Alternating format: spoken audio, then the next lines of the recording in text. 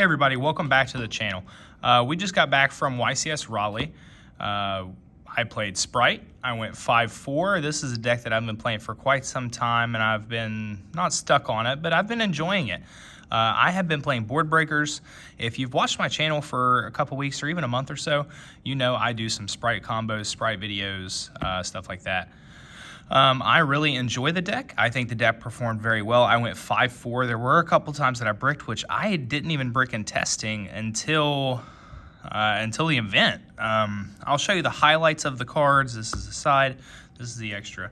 Of the cards that did amazing, and then I'll show you the ones that I would change. So it wouldn't be a Spright profile without your Spright cards. You play 3 blue, 3 jet. For this event, I switched to 2 red and 2 carrot. I wanted to see as many names as possible. I wanted to be able to play.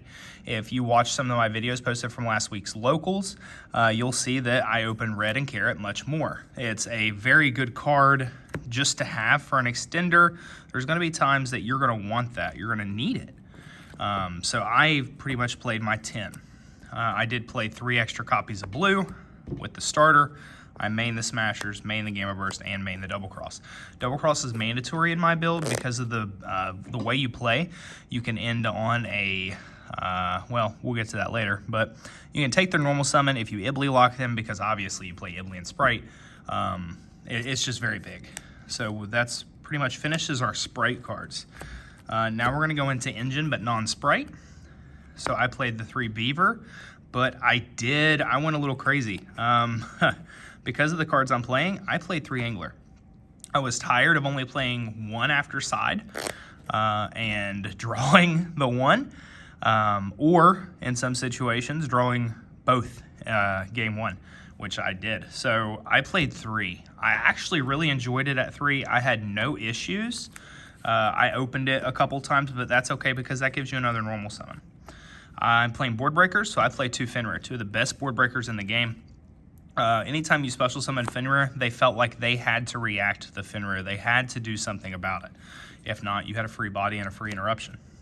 I did play 2 Meow Mine. I think I'm going to cut Meow Mine. I never went into it. There was never a situation I wanted it. When I had it in hand for a normal summon, that was okay. But there wasn't really any situation that this card would be played. And I'm even playing SPIP. And I just don't feel like there's a situation this card needs to be even more than a 1. But I played 2 to try it out. It had played well in testing, but it never came up during the regional. I do play the Melfi package, and that's why the double cross is needed. Because you can end on a double arc light negate. So they normal summon, you activate Caddy to bounce back and add the penny from deck to hand. And then penny effect, you can quick effect special and then immediately synchro summon. And then last monster we play is the 1 Ibly. So Ibly locked just about everybody I played, whether it been game 1, game 2, game 3. Ibly was a good card, but a lot of people had a response for it. I was actually surprised how many decks had a response for it. My very first match, I played Trap Tier. Even Trap Tier had a response for this card, and it wasn't Droplet. They had one of the trap cards they play. For board breakers, I'm playing 3 Droplet, and in one of the prettiest rarities, we are using those PCRs, but I play 3 Droplet. This with Angler is crazy. There were times that I did this. So draw phase, I would Droplet, send the Angler and another card, and select 2 on their board, not target, and it was just nice, because then you have 2 monsters on board, you have a gigantic. It's essentially, you get 2 negates and +2 from Droplet with Angler. It's just, the card is just too good. Econ, I'm still on Econ. I still love Econ. It came up twice, but it came up a lot more to stop the battle phase. So they would try to swing with the Ibly or swing with something else, and I just, I'd activate that Econ target to make defense, and it came up a lot with that. Last couple board breakers I'm playing 3 Talents. Talents came up a lot. I did not brick on Talents. I almost never brick on Talents. It is such a good card. I chose to take a lot. I never chose to draw. Almost every time I activated this card, I took during YCS Raleigh. And then I play 3 1-ups. I play one called by. It never came up, and I was very surprised. I actually don't know if I even saw the card all day. One Foolish Burial for the Anglers and to force an interaction. And just to be quite honest, one of the best cards of the entire day, I played one Monster Reborn. Monster Reborn, target your own blue is full combo. I Monster Reborned monsters out of other people's graveyards and then played round 9 before day 2, the last round. I Monster Reborn. I think I was playing Raid Raptor. I was playing Raid Raptor, and Wystrix is a link too. So I took their first one with the Econ, and then they had one engrave, and I Monster Reborned it, and I ended up OTKing over top of their towers, over top of Ultimate Falcon. It was very nice. If I could have got that one for the channel as a combo, that would have been nice. Let's go into the extra deck. I would change this. I was playing 2. I definitely recommend playing 3. After going through 9 rounds at a premier event, it was okay at 2. I definitely recommend playing 3 now. My little brother even thinks that's a little crazy, but I'm telling you, the card needs to be played at 3. 1 Cat Shark, 1 Centuria, 1 Mosquito, and 1 Zeus.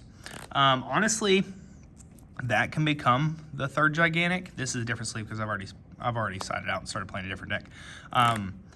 This could probably become the 3rd gigantic, but there's another card later. So that's pretty much it for the non-Melfi XCs. And then you play the Forest for your Cadiad. You play the Herald for the double negate, and then you play the Merry Malphys for the bounce if needed. Herald came up quite often. Anytime I could double negate somebody, I pretty much won that game. Merry Malphys, I think I may have summoned 1 time. And now for your links.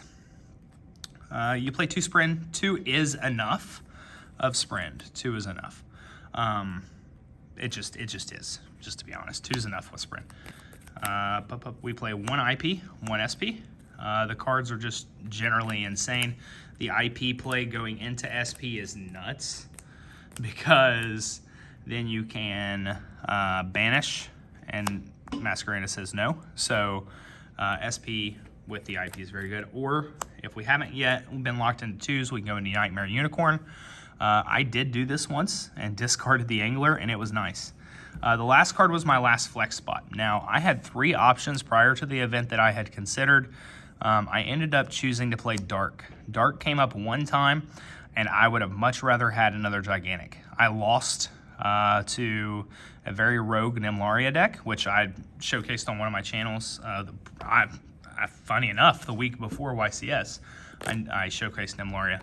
But I lost to Nimlaria because I ran out of gigantics. Okay, for the side here. The side is very, very nice. The side helped me out a lot and got me a lot of wins. However, versus, let's say, round 1 and Trap Tier, I didn't see any side cards, so I lost 2 at round 1. 3 Necro Valley. We're just going to start right with the biggest and baddest off the rip.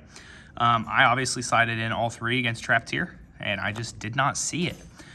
This card was good all day. It won me games. People saw it, and they're like, I'll try to play it for a second, and then I double Herald, and they scoop. Also playing 2 Thrusts.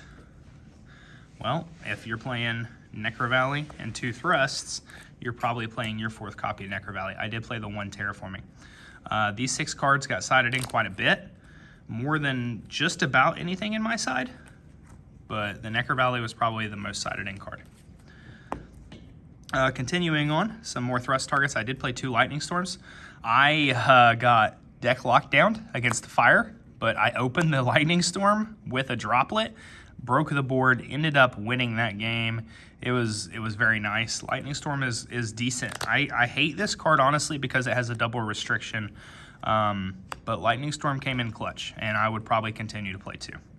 I did play 1 Duster, but probably the best card, because I saw it, the best card in my side deck all weekend was Change of Heart. Change of Heart won me 2 games. One specifically, round 3, I was playing a Pearly player, and it was back and forth. They were down to 300 life points, and I ripped this off the top. Look at it, set it like this, and say, standby, main phase. And then I say, Change of Heart, target Zeus.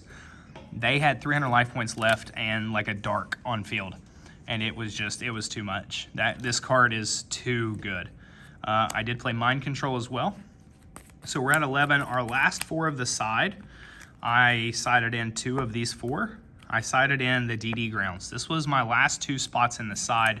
Just to be quite honest, I do not regret playing this card. This card went in a couple times. However, I did not sign in the D barrier, and I did not side in the red resonator, but you still have to play this card for time. D barrier, I didn't see any voiceless, so I didn't have to put it in. But it's still a very powerful card, especially with Thrust. You can play it at 1. Other than that, this was my Spright profile from YCS Raleigh. We talked about the changes. We talked about the cards that were just busted. It was overall a great event. It was my first YCS. It went 5-4, and I do plan to go to YCS Indy, but we'll be on some new spice. You all try to have a great day. Thanks for watching the channel. Thanks for supporting. Remember, as always, if you have any requests, just let me know in the comments. But thanks. Have a great day.